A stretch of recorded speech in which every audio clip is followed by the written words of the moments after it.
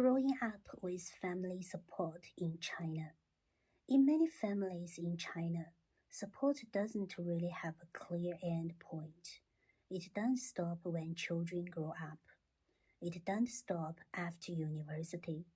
And it doesn't necessarily stop when they start working.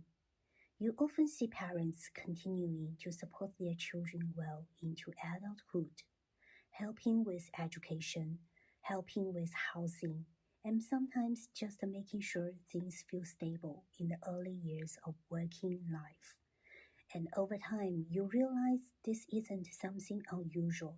It's just part of how many families operate. Even in families that are not especially wealthy, parents often do what they can to support their children. Not always in big ways, but in steady, practical ways. Saving over many years, offering what they have, trying to make things a little easier for the next generation. It's not always talked about directly, but you can see it in how families plan, how decisions are made, and what people prioritize. There's a sense that each generation tries to create a slightly better starting point for the next. And this support doesn't feel temporary. It feels ongoing. Something that continues rather than something that ends. And in many cases, this support even extends into the next stage of life.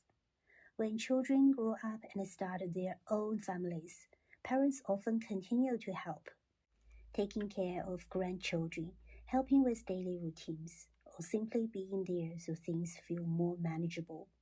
It's quite common to see grandparents playing a very active role in raising children, not as something unusual, but as part of everyday family life.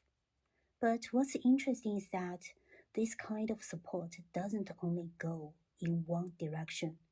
Over time, it starts to shift. As parents get older, the roles slowly begin to change. In many families, parents live together with their children or stay closely connected in everyday life. And you start to notice a different kind of care. Children making sure their parents are comfortable, thinking about their routines, their habits, their daily life. During holidays, it's very common to see families traveling together. Not just parents taking care of children, but children taking care of parents. Planning trips, choosing places that are easier for them, making sure everything goes smoothly. And sometimes it almost feels like the roles have gently reversed. The same attention, the same care, just in a different direction.